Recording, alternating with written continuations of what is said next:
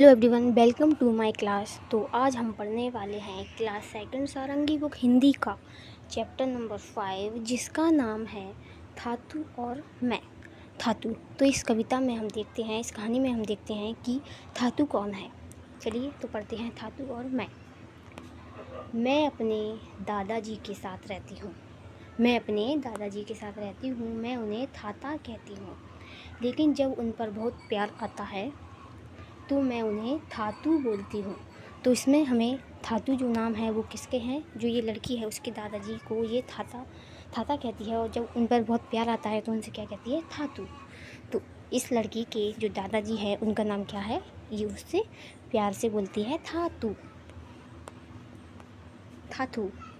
कभी कभी थातू मुझे सिनेमा दिखाने बाहर ले जाते हैं। मैं उनकी गोद में बैठकर हॉर्न बजाती हूँ, पौ पौ। रास्ते की सब बकरियाँ और गायें दूर हट जाती हैं। जब वो हॉर्न बजाती है पौ पौ, तब रास्ते की बकरियाँ और गायें क्या करती हैं, दूर हट जाती हैं। ये देखिए, आगे देखते हैं।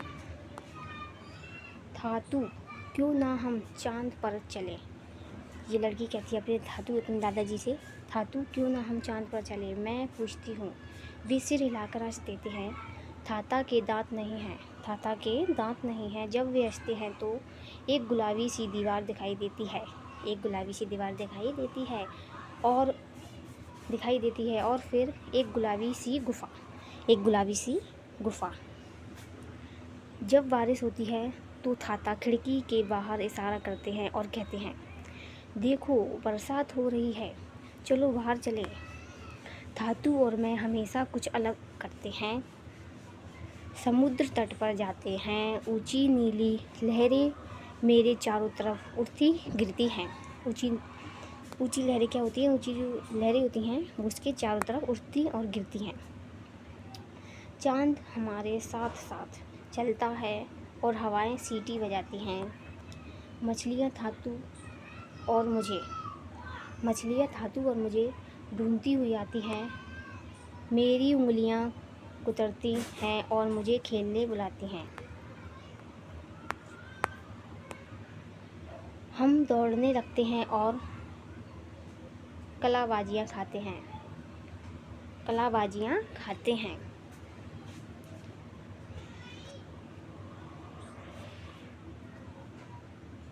जब अंधेरा हो जाता है तो मैं थातू का हाथ पकड़ लेती हूँ। उनके साथ कूदती फादती घर आती हूँ और फिर थातू अपनी मनपसंद किताब पढ़ने बैठ जाते हैं। थातू, यह कोई जादुई किताब है। मैं पूछती हूँ। थातू मुस्कुराते हैं। क्या मैं भी जादूगर बनूंगी। फिर मैं पूछती हूँ, आपकी तरह। वे कहते हैं, अब सो जाओ। वे क्या कहते हैं, अब सो जाओ। उनकी गोद में सिर रखकर मैं सो जाती हूँ। मुझे अपने थातू से बेहद प्यार है। मैं प्रार्थना करती हूँ कि एक दिन मैं उनके जैसी बनूँ। तो इसके कवि हैं गीता धर्मराजन के राइटर हैं। बातचीत के लिए इस कहानी के आधार पर कुछ प्रश्न बनाइए और अपने मित्रों से पूछिए। आपको इस जो कविता दी गई है, कहानी दी गई है, इस पर कुछ प्रश्न बनाना है और अपने मित्रों से पूछना है। जैसे आप पूछ सकते हैं कि इस कहानी में जो थातू हैं वो कौन है। ऐसे तरह आप पूछ सकते हैं। शब्दों का खेल। सही जगह पर चंद्र बिंदु लगाकर अपनी कॉपी में क्या करना है, आपको लिखना है। ऊंची नीची लहरें मेरे चारों तरफ उड़ती गिरती हैं। तो इसमें चंद्र बिंदु कहाँ आएगा, ऊंची के ऊपर क्या आएगा, चंद्र बिंदु। तो आपको ऐसे लिख देना है ऐसे अपनी कॉपी में। थातू क्यों ना हम चांद पर चलें। तो चांद पर क्या आएगा, चंद्र बिंदु। ऐसे मेरी उंगलियां कुतरती हैं। तो इसमें उंगलियों पर क्या आएगा, चंद्र बिंदु। एक सेकंड, ऐसे आप इस पर चंद्र बिंदु लगा देंगे। उनके साथ मैं कूदती फादती घर आती हूँ। तो इसमें जो फादती है उस पर आपको चंद्र बिंदु लगा देना है और इनको फिर से अपनी नोटबुक में, कॉपी में लिखना है। नीचे दिए गए शब्दों को उलट पलट गए हैं, नीचे जो आपको शब्द दिए गए हैं वो उलट पलट गए हैं। शब्दों को सही क्रम में लगाकर वाक्य अपनी कॉपी में लिखना है। तो चलिए देखते हैं। के साथ रहती हूँ दादाजी, तो इसमें आपको कैसे लिखना है, दादाजी के साथ रहती हूँ, मैं दादाजी के साथ रहती हूँ, ऐसे आपको लिखना है। पहले आपको लिखना है मैं दादाजी के साथ रहती हूँ, ऐसे आपको लिखना है थातू मुस्कुराते, तो इसमें लिखना है थातू मुस्कुराते हैं। तट समुद्र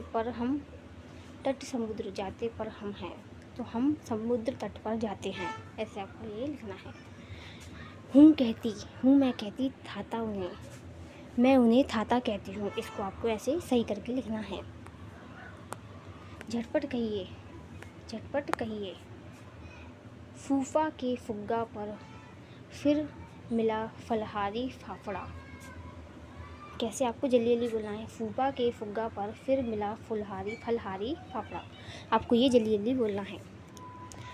भैया भाभी को भाई भागलपुरी की भारी भरकम भेंट, भैया भाभी को भाई, जल्दी जल्दी बोलना है, भैया भाभी को भाई भागलपुर की भारी भरकम भेंट, आपको ये झटपट बोलना है, जल्दी जल्दी बोलना है। तो ये आपका ये चैप्टर भी कंप्लीट होता है। ऐसे ही सारे चैप्टर को देखने के लिए हमारे चैनल को सब्सक्राइब कीजिए। मिलती है नेक्स्ट वीडियो में। Thank you.